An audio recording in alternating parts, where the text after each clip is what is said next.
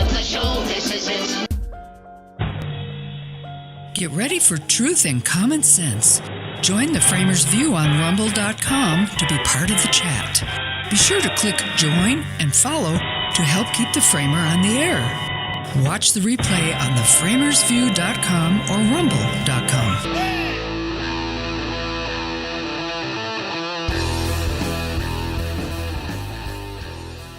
A special day today is we can celebrate snow where I live. Snow, of course, just about any place in the United States except for maybe the southern tip of Florida. Man, the weather is crazy. We're going to be talking about that today, and a lot of other stuff. The title of my show today is "Just Add Water," and there's a reason for that, and I know you know what that means, but we'll be talking about that. Hey, do me a favor, just look in here. Make sure that you click on follow, and you also do that thing where you like the show. Even if you don't like it, you know, that'd be a big help. Appreciate that. So welcome to the show. This is it, man. So obviously the fires are the big story of the week. I've got some thoughts on that. We'll get to that in a minute. But, you know, the world's on fire. We've heard that said, you know, a bazillion times. But it's true.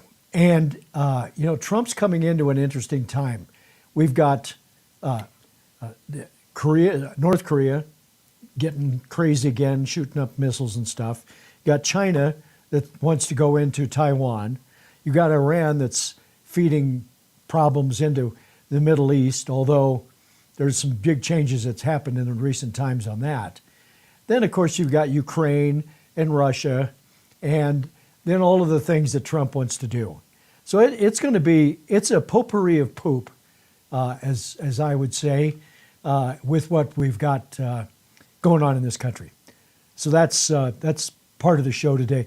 Some people are finally admitting that the Kamala Harris election and even the Joe Biden one was unwinnable. And they're recognizing why, which I think is amazing, but also kind of lends to my story about the personal power and the strength of Donald Trump. You know, it's just undeniable. If you hate him, I get it. You just can't accept that. I know that. But come on. So anyway, CNN is losing their mind over Biden still helping Israel. And I've got double opinions on that. We'll talk about that today. The View's got a lot more stupid opinions. It is just so fun to watch them and make a fool out of themselves. And of course, the fires and the storms, and we'll talk about climate change and what used to be global warming, which we'll get into that. But first, before I start what I planned for the show, just before I came on the air, this whole thing with California and LA and Karen Bass, who's the mayor of LA. And, you know, she's a great example of, you know, never fall in love with a politician, never trust what they say because they're going to disappoint you. You know, I thought, okay, she's liberal, but she's going to be more common sense, I think, than some of the previous mayors of LA. Well, I don't think, first of all, she's not more common sense. Secondly, she has no understanding, none, zero understanding of how to handle an enormous nightmare like this fire that's getting into parts of LA nobody thought could ever happen. You know, basically when you live in a residential area, a true residential area, you think you're safe. Here in Colorado, the Marshall Fire, which happened, gosh, now it's 3-4 years ago. I can't remember what year it was, but it was horrific. And it started, I think it was started with a down wire, high winds, 70, 80 mile an hour winds. And it took out so many homes, it's just unbelievable. And most people never had a chance to grab even the things that meant the most to them. It was too fast. Couldn't do it. And you know, where I live up in the foothills outside of Denver, outside of Golden, And, we're right in the middle of it. And if a fire started, you'd like to think, as a former firefighter, retired firefighter, you'd like to think, if it starts in our neighborhood, we've done fire mitigation in most cases. Our fire department is awesome. Training has been amazing for wildland. And all of our mutual aid fire departments around us would be here in a nanosecond, a relative nanosecond based on fire department distance. But you'd like to think, okay, we could knock this thing down. But if it's coming from, further west of us, and the winds are blowing 80, 90 miles an hour, you know what? I don't know. I really don't know what we could do. I look at these fires in LA and I think to myself, anybody that's on a fire department in Colorado, in Utah, in West, any of them, it doesn't matter where it is, Montana, Wyoming, you're going to have wildland fires. And usually they're not as big as what you saw when we went up to that Marshall fire, our fire department and many others.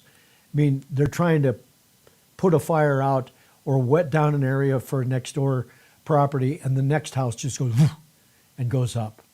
It's tragic. It's tragic. And I said on the beginning of the show here and put on the title of the show, just add water. Years before this show started, I was having a nightmare tiff about this whole thing where they're diverting water to save some fish. I think it's smelt or something that they're trying to save. Instead of doing more to have more reserve of water for more protection, for more fires, for more danger, for more and more and more. And the governor and mayors and everything that's happening, it really goes to the state in this case. Water rights, water protection. The Colorado River that comes right out of Colorado here and flows right down to them, and they take our water. And I think they pay us for it. I don't know if they do or not. Point is, we're really in a spot when we don't have water. Fire departments can only do so much without water. Just what it is. Now, if it's a raging wildland fire as opposed to a out of control crazy fire, which is what they've got now, you might have a chance of bulldozing an area, making a dirt area where you can stop and do a defensive line to stop the fire. You're digging a line with a fire like that with that amount of wind, you can dig all you want, 4 feet wide. Are you kidding? A lot of these fires that have started in California were firebrands from chunks of burning debris that's float a mile, 2 miles, 10 miles, and falls down and starts another fire. These are the things that happen. Heat rises, and so do things that will float in the air. It's stunning. Things that I never knew until I got in the fire department years ago. And you just realize, boy, you can do so much, but you can't guarantee. So, anyway, man, I think we're going to see some ugly stories. People who had insurance dropped. Think about all the people. It happens here. I see it on Nextdoor and different things.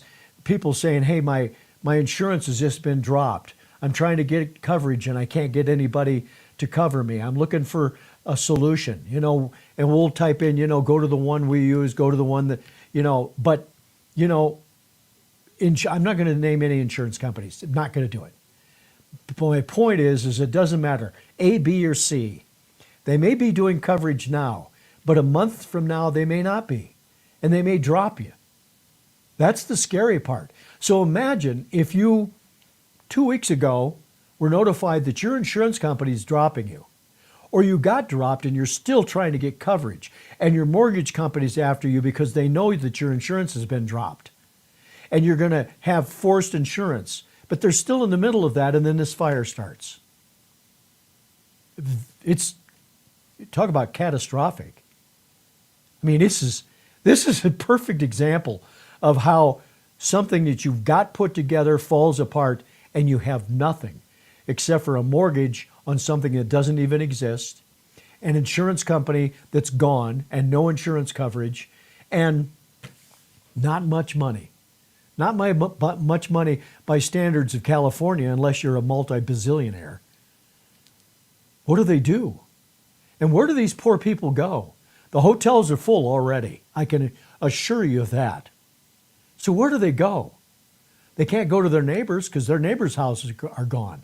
They can't go to their friends that live in California unless it's up north or out in the desert because it's all burning down.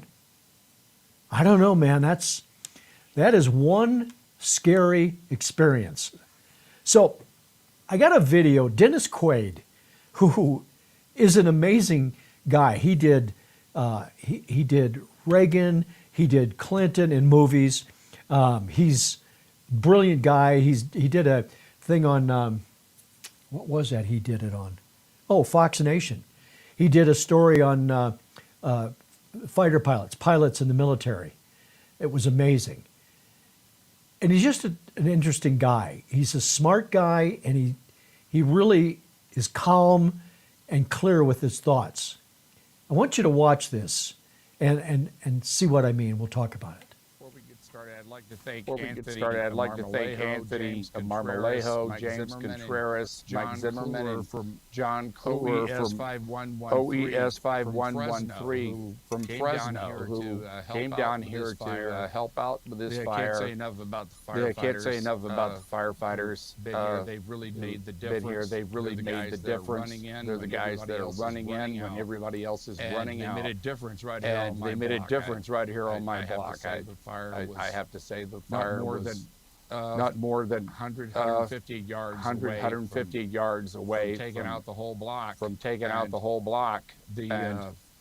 think you're showing some footage that I shot today. Came down to the guys came down to the C-130s and the helicopters who knocked those little fire down, spring up the fire down, and so far I've saved the block. Hope the wind doesn't change. That's so true. Hope the wind doesn't change. You know, as a firefighter, you think to yourself, you know, where's the most danger? Where am I in the most dangerous situation? And in most cases, you'd say, well, you know, it's a house fire. But I don't, you know, there's dangers in all situations.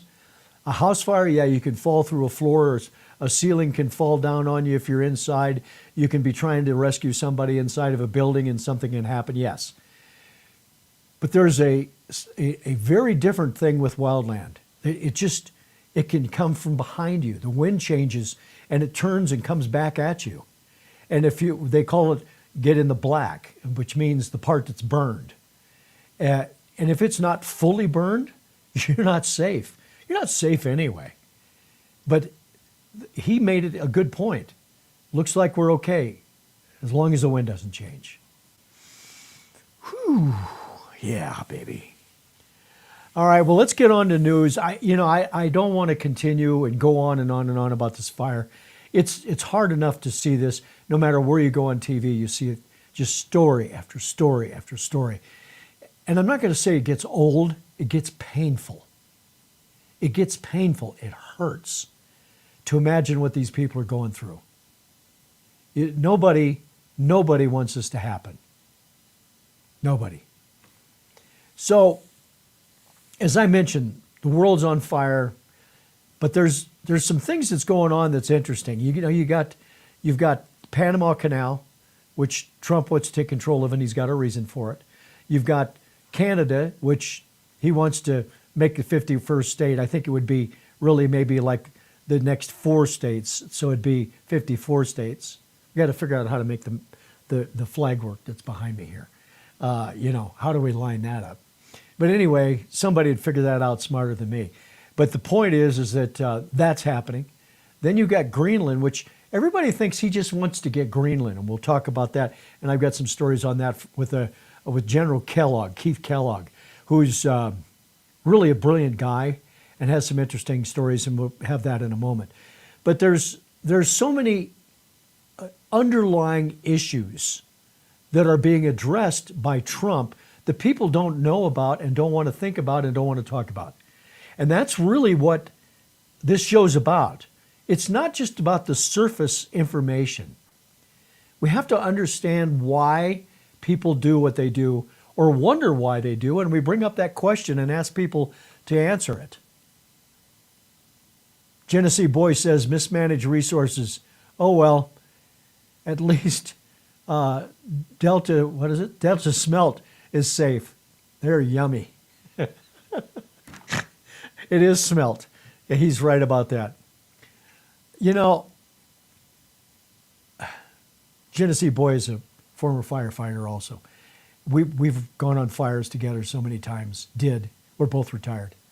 And, you know, you just want to get out of there alive and not hurt. I got hurt a couple of times in fire situations. It just happens. Every firefighter gets hurt one way, shape, or another. Carrying somebody, hurt their back, your knees go out. You just, it's amazing. And these guys that do 30, 35 years, you know, and then they say, well, they shouldn't get that pension. Yeah, you talk about earning it. That'd be a good example of earning it. So anyway, Keith Kellogg talked about Ukraine and Russia. This is not a story that has gone away or is going to go away, for that matter.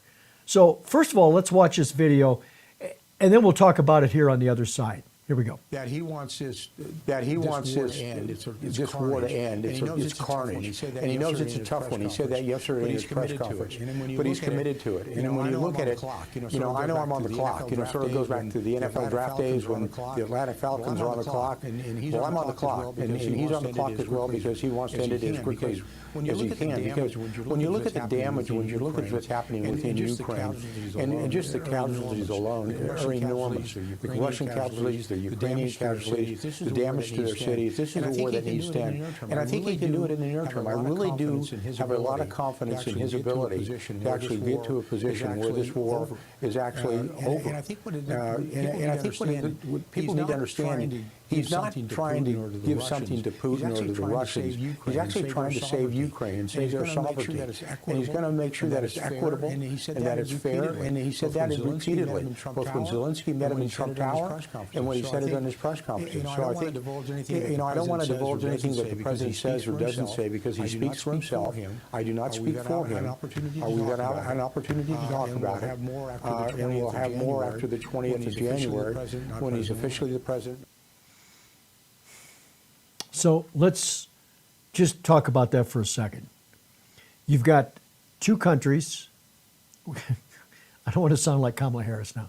We have two companies. One's bigger than the other.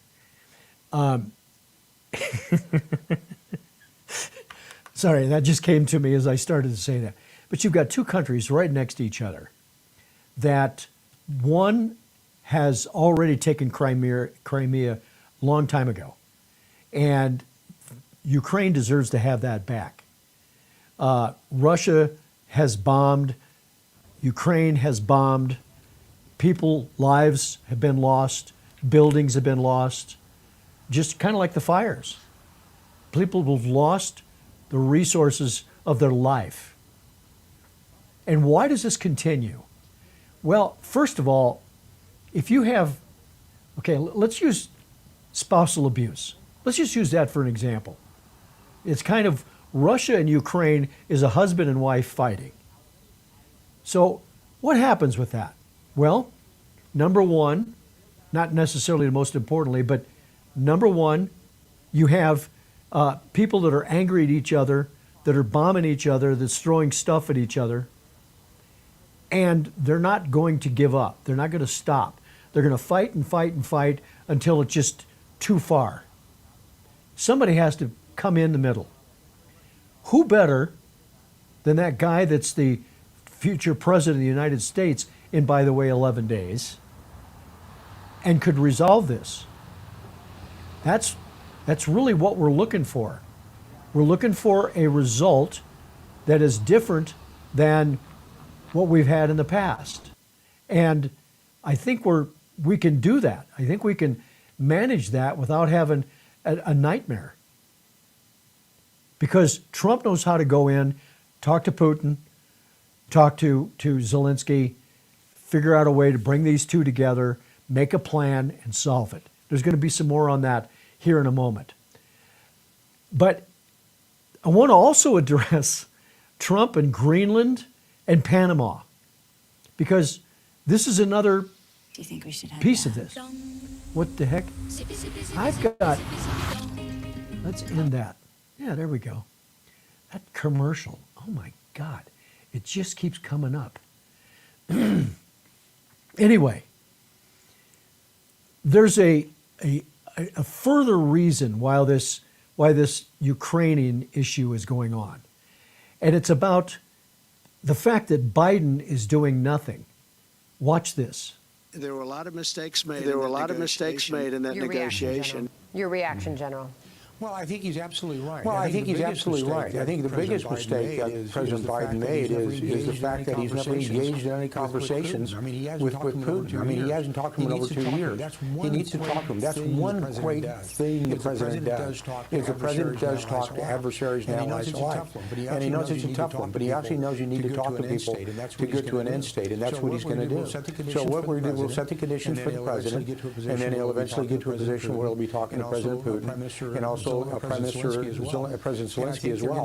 And I think they're going to come to a solvable solution in the near term. And when I say by the near term, I would like to set a goal on a personal level, professional level. I would say let's set it at 100 days and move all the way back, and figure a way we can do this in the near term to make sure that the solution is solid, it's sustainable, and that this war ends and so that we stop the carnage. And I think that's going to be very important to do. It's going to be important for our national security.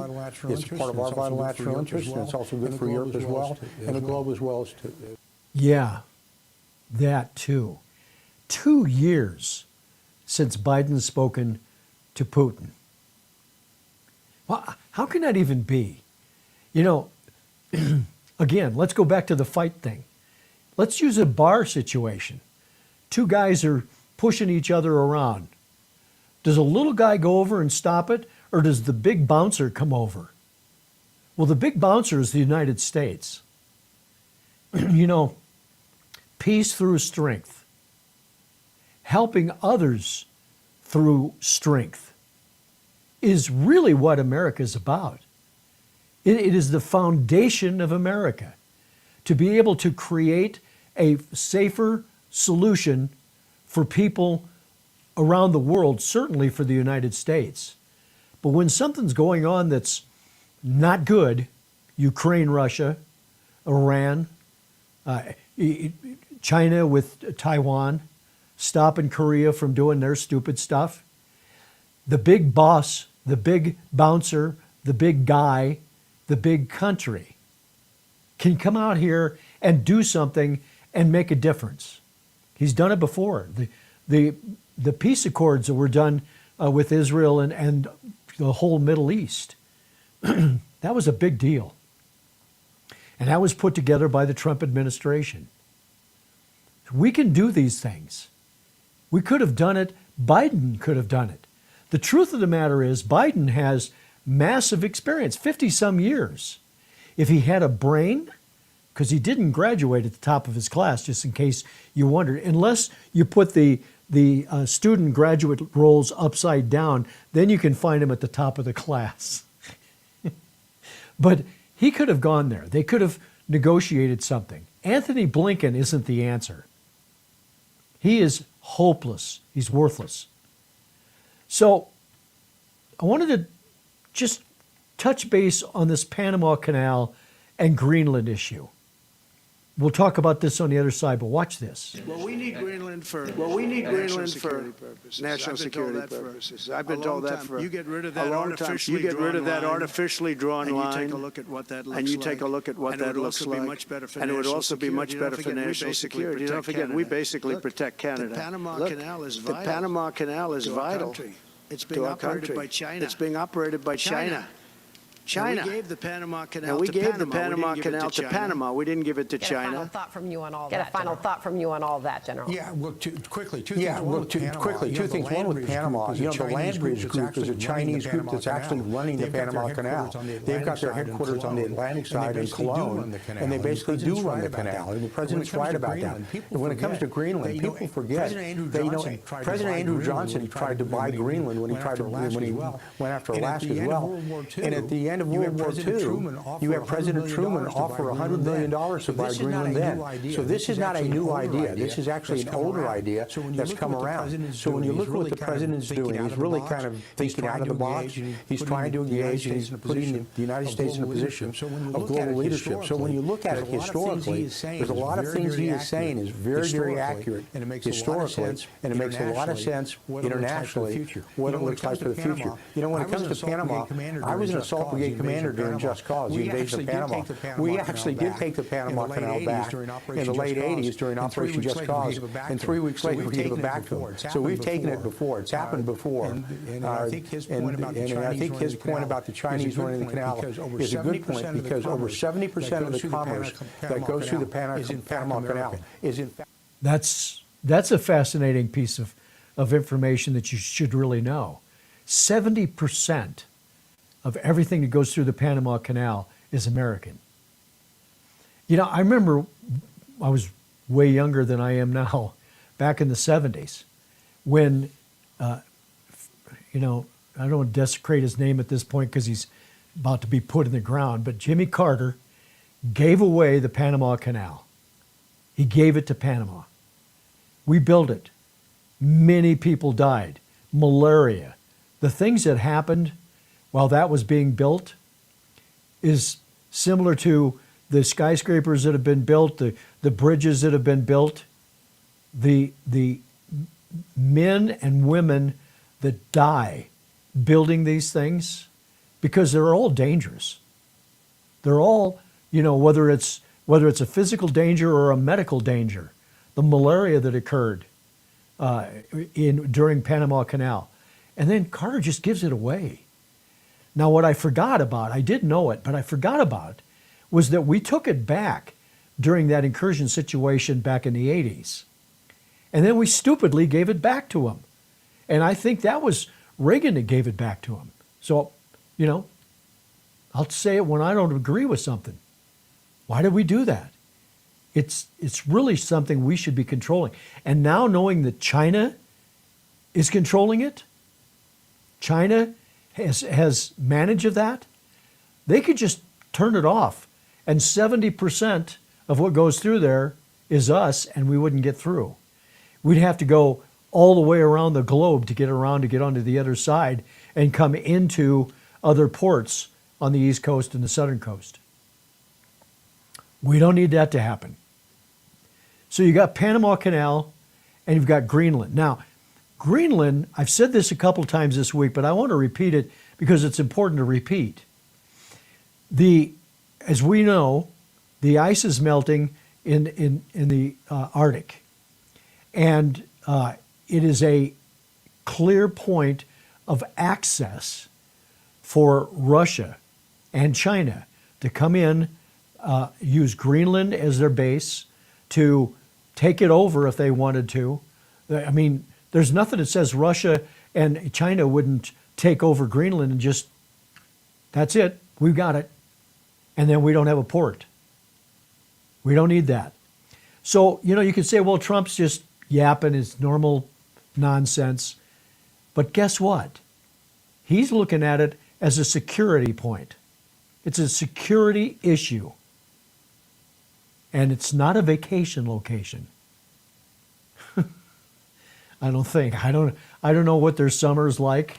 I'm sure they have one, but it's kind of like northern Alaska. Alaska is a relatively term when you say summer. But it'd be nicer, I guess. It's very beautiful, I understand. But you know, he could do this. It's possible he could make that happen. But there's somebody that's way smarter than Donald Trump. Somebody that knows more than just everybody. And he can say things that make you understand it's not going to happen. Yeah, that happens. Blinken Anthony Blinken responds to Trump's saying, and they won't take over Greenland, he says. It's not going to happen. The idea expressed about Greenland is obviously not a good one, and maybe more important, it's obviously one that's not going to happen. So we probably shouldn't waste a lot of time talking about it. That's what Anthony Blinken's saying. Yeah, it's not going to happen. Forget about it.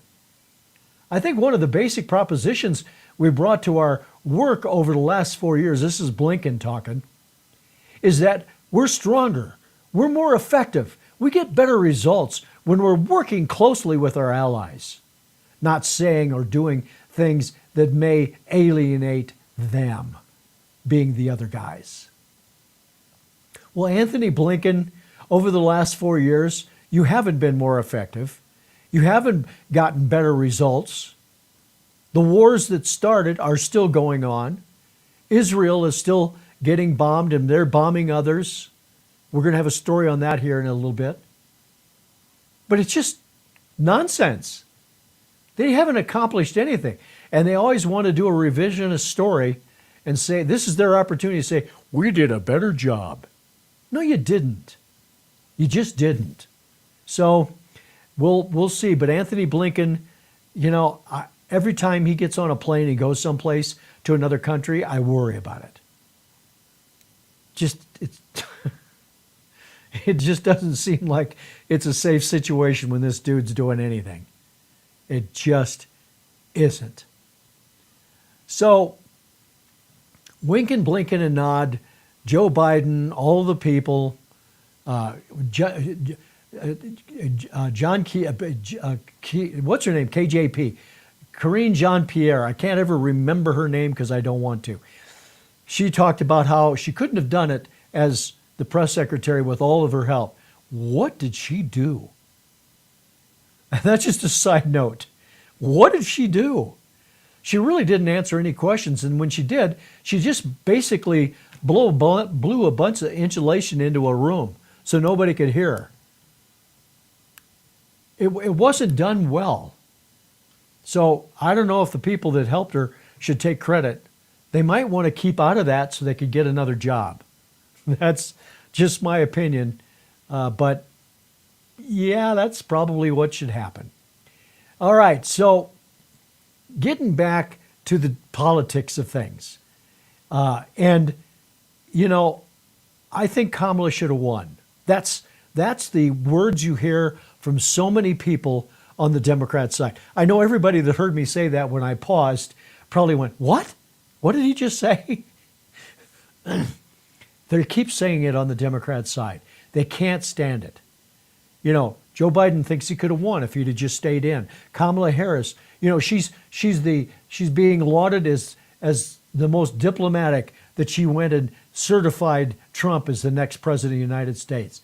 She didn't have an option any more than we had an option to stop the election back in 2020. We didn't really have an option because we didn't have the proof we needed. But now the truth is coming out here and there. So this is a story from CNN. Watch this video right now. What do you say to voters who feel like Democrats weren't honest with them about what they may have known about the president's cognitive state? Do you feel like you were confident in his mental acuity before that debate? I was confident in his mental acuity. I did have great concerns about his ability to project and to speak. He's had a lifelong speech impediment, as we know, but this was something different. And I saw it firsthand. I could be as close as we are now and have difficulty at times understanding what he's saying. And that caused me a lot of concern because the President of the United States. It's President of the United States. It's not that you're speaking professionally. It's an important thing to be able to communicate well. And that really concerned me. But I didn't have concerns specifically about his cognitive abilities. No. Do you think Kamala Harris could have won the presidency? Was it a winnable race for her, or was it unwinnable? I think it was unwinnable. I think we underestimated the Trump effect and his ability to react. Oopsie. The truth came out.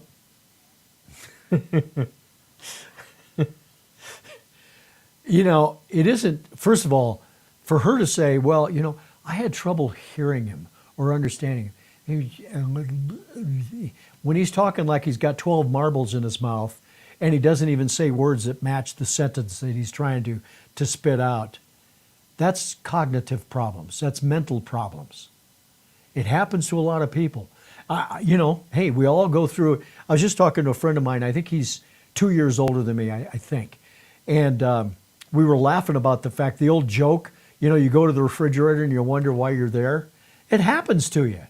It happens to you when you're 40.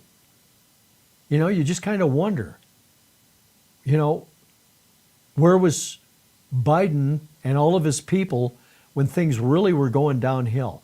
Things were going downhill for Ronald Reagan at the end of his second term, his 8 years. He was struggling, for sure. And, you know, it happens to people when they're older. Interestingly, when you look at Trump, you know, the guy's older than me, and, you know, he's got a memory, he's got a recall, he's got amazing. I mean, you know, I don't have to cover anything up. I don't have to say it. You can see it on the screen. You can see it when he's talking. When I hear Democrats saying, you know, he's struggling, he's got mental deficiencies, he's not fit, I'm like, what? I mean, he never gets lost in his stories. He never has a point where you can't understand what he's saying. What this is and why they say it and how they come up with this stuff, I really don't know or understand. But that's what it is. So, the Capitol building. You know, we've got a lot of stuff going on right now. We got Carter's funeral that's going on. We've got a number of issues with that. We've got the Trump going in there. You've got all the presidents. There's a lot of presidents that are there. There's people that are doing things and it's going on. We got the inauguration coming up. And thank God the security caught something that could have been, we still don't know what his plan was, what this guy's plan was. And nobody's talking about this. But look at this story. Police arrest man after attempting to carry machete, 3 knives, into the U.S. Capitol hours before Trump arrives. The incident happened just after 2 p.m. when officers working at a security screening in the CVC's north doors, that's the security doors, spotted a machete in the man's bag. I was wondering, you know, when I read that, I thought, how would you think you're going to get through with that, right? The X-ray machine was stopped as the bag went through, then police arrested the man before securing the machete. That's probably a real good idea instead of saying, excuse me, sir, you have a machete in your bag, and him pulling it out and going crazy. They just kind of wandered over and handcuffed him. That's a good thing, right? So it is, I don't know how people think they can get away with that. I'm speechless once again. I'm speechless in seeing that story and having people think they can get through into the Capitol building with a machete and 3 knives. Clearly he lives there or drove there, because you're not going to get through on an airplane through security that way. At least I don't think. But you just wonder what is a person thinking, and how deranged to think you're going to go in. He probably was going after Trump. You know, maybe he was going after Obama or Biden, as I call it. They're 2 peas in a pod, and they don't like each other. But, you know, Obama's mad that Biden didn't follow the steps and procedures that Obama told him to. Biden didn't follow, not going to do it. Wouldn't be prudent. And, of course, who knows? The story, I just cannot find more story on that. But it'll come out. It might come out today because they've been doing their investigation. But there you have it. So while all that's going on, Biden trying to save his reputation, have something good to put into his library, which is going to be a really small room. I heard that they already have the plans for the Biden library. It's going to be probably in Delaware, they're saying, and they're going to be putting it in a very special location at an intersection. And it's actually already there. They're going to do some refurbishments because they don't have enough money to do it, because they're not going to be able to raise money for this because people don't really support it. But they have a facility that they can use and build this up to make the Biden library. And it's one of the old phone booths on one of the corners in Delaware. And so I think they're going to put it there. They'll put a sign up on the top, Biden Library, and they'll have a couple of pictures and a couple of his documents that he wasn't supposed to have from his garage, and a picture of the garage with his documents. But that'll be in there. But you can go in and make phone calls still, but you can't call Biden. There won't be a number for that. So those are the plans for the Biden library. But aside from that, CNN is having a coronary over the fact that Biden's putting out more money for Israel. Now, I've got different opinions on this that I'll talk about after we read this story. But take a look at this. So Biden is cementing his legacy on Israel in the worst way. This is CNN saying this. Or I'm sorry, it's MSNBC that said it. Last week, the Biden administration notified Congress that it intends to sell $8 billion in arms to Israel. That's good. It's a budget thing. Getting our military arms, though, giving that stuff up is not a good idea. The proposed sale, which needs approval from the House and the Senate committees, includes drones, 500-pound warheads, and Hellfire AGM-114 missiles. So, well, that's one part of it. Let's continue. Biden is a lame duck president with a limited ability to affect change, but foreign policy is an area in which he's still able to leave his final imprint on the world. And in some respects, he is exceptionally free. He is unshackled from the political dilemmas of splitting the Democrat caucus over a shift in Israel policy. He is unburdened by re-election calculations. That's just classic. They're using that unburdened word probably way too much. Yet, in this moment, Biden has still chosen not to change course, but instead to hand over even more lethal weaponry to the state that is a growing number of human rights organizations, human rights experts, and genocide scholars have described as perpetuating genocide in Gaza. Holy crap. That's just unacceptable. That Israel could protect itself. Remember how this happened. It wasn't Israel. It wasn't. It was Hamas. It was the Gaza Strip shooting in, blowing up, shooting, killing Israelis. And a war begins. And could somebody have done something? Yeah. Could we have gotten our prisoners back if we had strength? Peace through strength. It's every time we talk about it, it always goes back to peace through strength. If Biden was respected and feared, if America was respected and feared, and you didn't have wink and blink and a nod going over to try to negotiate things, who have no negotiation skills whatsoever. I think, this is going to sound egotistical. I think I could get on a plane and negotiate a deal better than Blinken could. And he's Secretary of State. I know Trump can. I know that Pompeo was good at it. And I know that our next Secretary of State is going to do a great job if we can get past the Democrats trying to stop everything. We'll see. We'll see what happens. It's not easy, man. It's not easy being green, as the commercial used to say. And we got to get rid of the green thing too. So we're really at an interesting empty basket time where there's a weak president, there's a strong president coming in, there's things going on in the world that really need to be resolved, and we got to wait 11 more days. I know things are going to happen in this next 11 days that we don't want to have happen, but I also know that day one, when Trump takes over, a lot's going to happen. A lot.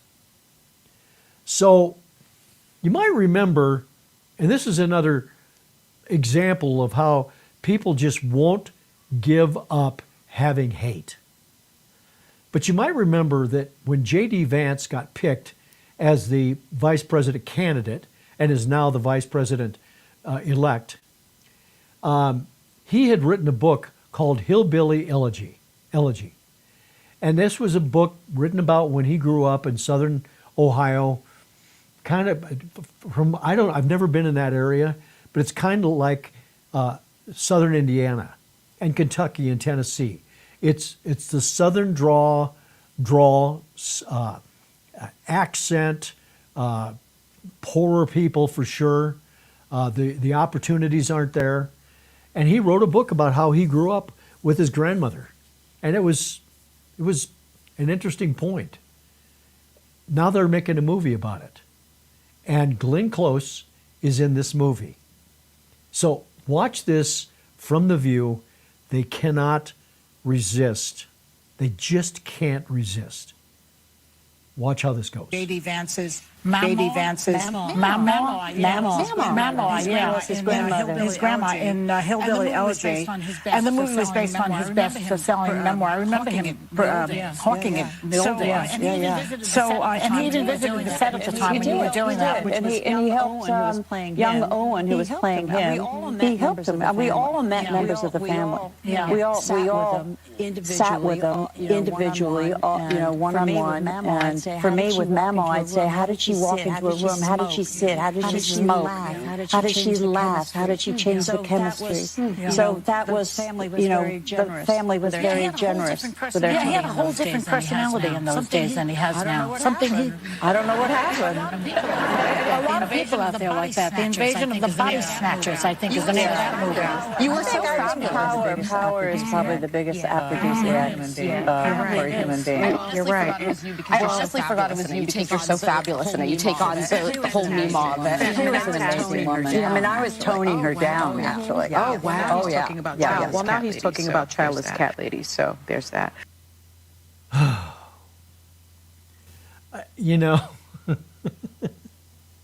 Like I said, they can't resist. When they say that, power is what changed him, look at who's talking.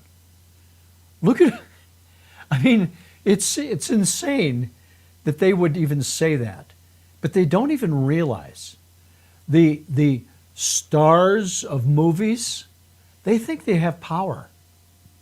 I was thinking the other day, Trump, Biden, whoever, Obama, go all the way back to George Washington.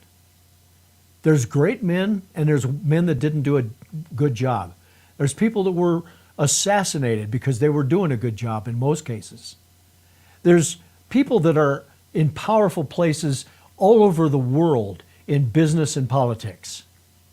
But the one thing you have to remember, and I thought about this on Monday, I think it was. I get up early in the morning, it was dark, and I grabbed my pants to put on, and I tripped over putting my leg in my pants. And I thought to myself, I'll bet that happens to Donald Trump and Joe Biden.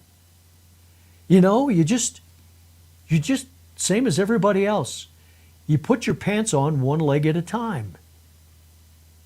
And if you're a star, if you're a movie star, you think about people that, like Gretchen Whitmer when they had the shutdown of Michigan, everybody with COVID, and her husband's down putting a boat in the water and going out to go fishing.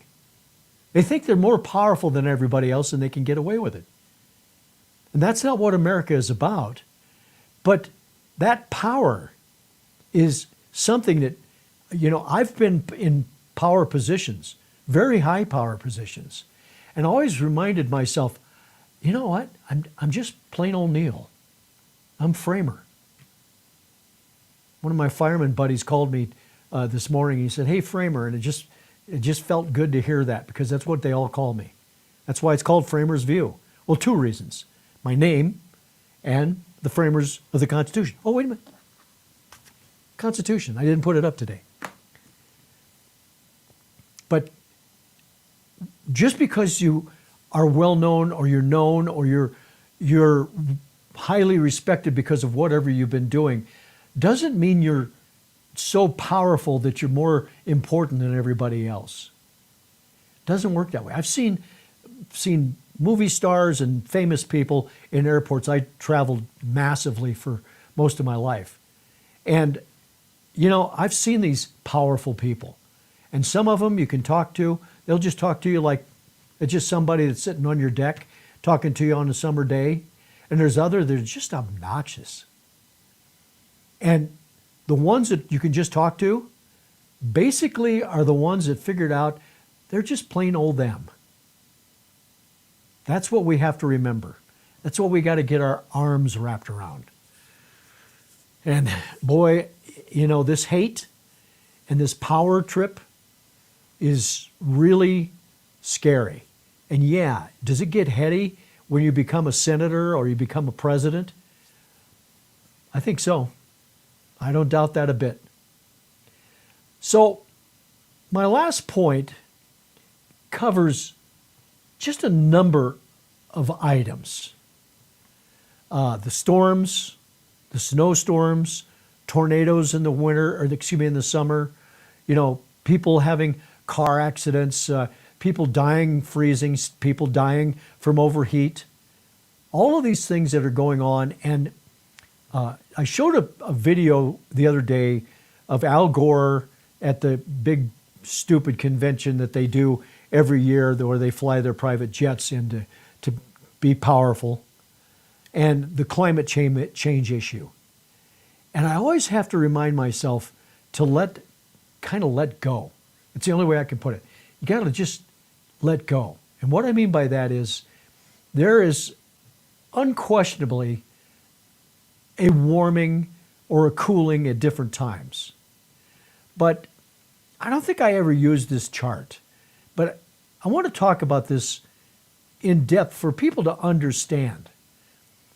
So this is, and I couldn't make this thing any bigger. I don't know what the hell the problem is that I can't make this bigger, but I couldn't make it bigger. This is the average temperature from 1875. 1875, 52.5 degrees average temperature in the world. Not in America, not in your backyard, not in your toilet, at your toilet. The world, 52.5. And as we go down through the list, from 1875, the first page that we see here, because it's going to be hard for you to see it, and I get that. The first page ends at 1909. It's 51.8. It's actually cooler in 1909. So that's the first piece of the puzzle. Then we go to the second page. Now the second page, we have the same numbers from 1910, and we go through all the way through, and we're just looking at temperatures of 54, 53, 50 degrees. 1917, it was 50 degrees average. It was 2 degrees cooler. We get all the way in the first page to 1951, 50 degrees, 50.4 degrees. And you think, well, now the temperature is going to really go up. This is when it happens. It's going to happen. Now we're going to have that. Oh boy, 1952, 51 degrees. We go through, let's stop at 1961, 52.3 degrees. The next year, 50.6 degrees. Do you see what I'm saying here? Let's go to 1971, 50.5 degrees. This is average temperature. I don't care about the fact that it's hotter or colder in Florida today when it's not hotter or colder in Colorado today. Let's go to 1981. Yeah, look at that, 54.3. Now we're back to what it was in 1875. The next year, the average temperature was 51.0. These numbers are undeniable. 1993, which is, I think it's the last, no, it's not. Still have it. 1993, 91, 51.8 degrees. So now we go all the way to 2001, 53.8. 2022 is the end of it. 55.9. So it went up 1.5 degrees since 1875 on average. But the real average up and down is 52.2 degrees. 52.2 degrees. This is a average for, just think about the fact of the money, the absolute crazy money that has been made in the whole world by people who are claiming climate change or global warming. There is climate change. There always is and always will be, and there's nothing but God that can make a difference. You know, we get closer to the sun, we get further away, we get a different angle on the planet. It's floating out there, guys. We're floating. We don't have jets on the planet that push us around and get us a little closer so we can have a little more warm weather. 52.2 degrees is the average over the entire, from 1875 to 2022. I didn't figure that out. What is that? Hold on a second. I was going to do that and I forgot to. 2022 minus 1875. It's 147 years. And the temperature is actually cooler than that first year. That's why the nonsense that continues and goes on and on and on is not good. We can't keep letting people make money off of a lie. That's really what it is. Okay, I packed a lot in today, huh? So thank you. You might have noticed that as the show goes on, we try to give you good information that you can take to your friends. You might have noticed I cover a lot of stuff. And I cover it because when people say, oh God, Trump's coming in, I show you the things that's happening right now. You know, this thing with Karen Bass and the Democrat parties that are running California, and Newsom that's diverting water for smelt and has been for a long time, and now firemen have got a hose with no water in it. Try to open it up, nothing comes out. Hooking up to dead, what we call black hydrants. They're dry. There's nothing there. That's tragic. Would they have saved the houses? Maybe some. Would they have been able to wet down lands that would have been able to get control of the fire a little better? Probably. But with the hills and all the stuff that they've got there where these homes are built, basically on cliffs, I don't know. May not have happened. Anyway, we'll do more of this. Now, here's the point for tomorrow. I've got an appointment, got to take Marie to, we got an appointment at 9 o'clock in the morning on the south side of Denver. I got to get back here by 11 o'clock my time, 1 o'clock Eastern. I may or may not make it. So if I'm not here, if the show's not going on, it's because we couldn't get back in time. But this is important for us to do it. So I'm hoping that I will be here tomorrow and I can share more story. I'm certainly going to prepare for it. And if I get here at 11, 1 o'clock Eastern time and can turn on the show and go, I'm going to do it. So I'll send out a notice and let you know it's coming up. And you can come in here and see if we're here. But thank you for joining me. I hope you have an awesome day. If you're having snow, don't have a heart attack. If you've got heat, and not much of that in the United States right now, but take care of yourselves and just carry on. Thanks for your support. Join the Framers View Monday through Friday at 1 p.m. Eastern.